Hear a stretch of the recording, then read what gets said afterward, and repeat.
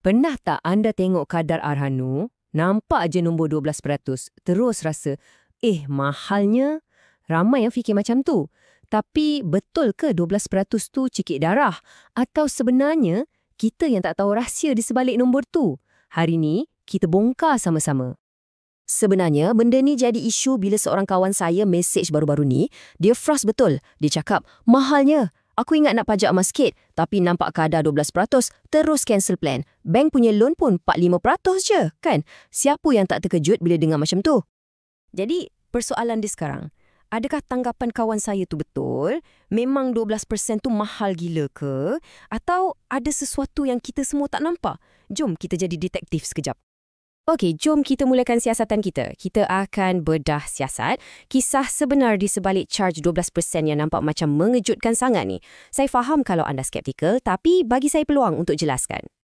Okey, benda pertama sekali yang kita kena faham dan ini yang selalu orang salah faham ialah berapa banyak cash yang kita betul-betul dapat bila kita pajak emas. Ini adalah kunci utama dia. Ramai orang assume kalau dia bawa emas yang nilai dia katakanlah RM4,000, dia akan dapat pinjaman tunai RM4,000. Betul tak? Sebenarnya, salah. Jawapannya, tidak sama sekali. Kat sinilah muncul satu terma penting yang anda kena tahu. Nilai marhun. Ini bukan nilai emas kat kedai tau. Ini adalah nilai rasmi emas anda selepas pihak Ar-Rahnu dah periksa dan nilaikan.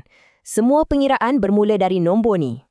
Okey, jom kita guna contoh senang. Katakanlah emas anda tadi lepas dinilai nilai marhun dia RM4,000.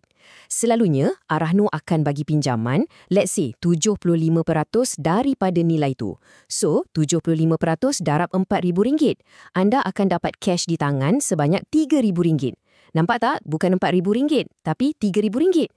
Okey, part ni tolong bagi perhatian betul-betul ya. Ini dia kuncinya. Charge upah simpan tu dikira berdasarkan nilai marhun tadi, iaitu yang RM4,000. Bukan berdasarkan duit cash yang anda dapat, yang RM3,000 tu. Ini dia punca segala kekeliruan.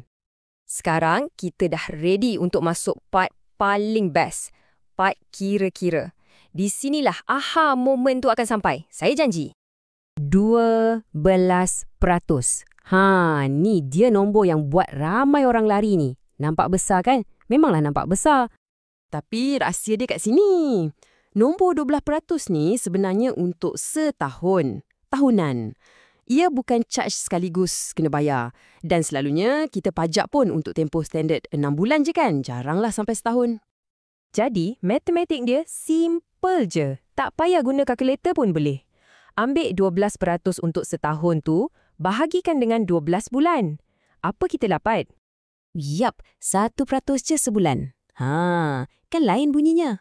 Bunyi pun lebih mesra di telinga kan? Inilah yang kita panggil upah simpan bulanan. Dan yang bestnya pasal Ar-Rahnu ni, sistem dia sangat adil. Anda guna sebulan, anda bayar untuk sebulan. Anda guna 3 bulan, anda bayar untuk 3 bulan. Tak ada istilah terikat. Lagi cepat tebus, lagi banyak duit anda jimat. Simple. Okey, jom tengok jadual ni. Lagi senang nak nampak. Ingat tak kita pinjam RM3,000 tadi? Kalau, katakanlah, sebulan je anda dah tebus, upah simpan dia cuma RM40. Total bayar balik RM3,040. Murah kan? Kalau 3 bulan, upah simpan jadi RM120. Kalau guna sampai habis tempoh 6 bulan, baru kena RM240. Nampak tak? Semuanya jelas dan telus. Okey, so sekarang kita dah nampak kos Ar-Rahnu ni sebenarnya logik je. Tapi persoalannya berbaloi ke kalau nak dibandingkan dengan pinjaman lain macam pinjaman bank? Jom kita letak sebelah-sebelah dan tengok perbandingan dia. Cuba tengok ni. Bab kelajuan, Ar-Rahnu. 15 minit, insya-Allah siap. Bank, boleh jadi berhari-hari, berminggu-minggu tunggu kelulusan. Paling penting, rekod kredit anda. CCRI, CTOS, langsung tak terjejas. Bersih. Dan kita kena faham, kita bayar upah simpan sebagai kos jaga emas kita, bukannya faedah atau riba. Konsep dia sangat berbeza. Baiklah, kita dah faham cara kira, dah nampak perbandingan dia.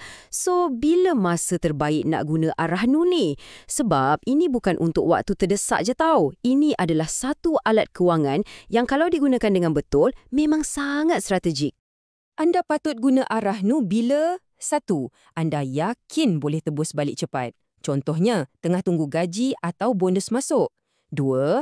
Bila anda nak elak guna kad kredit. Yelah, kad kredit kan charge 15 hingga 18% setahun, tinggi tu. Dan 3, bila anda perlukan cash sikit tapi sayang nak usik duit simpanan. Guna emas dulu, nanti tebus balik. Duit simpanan pun selamat. Jadi, kita kena tukar mindset kita. Tolong ingat ayat ni. Ar-Rahnu bukan tempat orang susah terpaksa gadai harta. Ar-Rahnu adalah tempat orang bijak gunakan aset dia untuk dapatkan aliran tunai tanpa perlu jual aset tu. Fikirkan, emas tu masih milik anda, tapi anda dapat guna duit untuk selesaikan urusan penting. Jadi, sekarang anda dah tahu cerita sebenar di sebalik nombor 12% tu. Ia bukan lagi satu misteri. Soalan terakhir dari saya untuk anda renungkan, lepas dah tahu semua ni, macam mana agaknya alat kewangan yang pintar ni boleh bantu strategi kewangan anda sendiri? Fikir-fikirkan.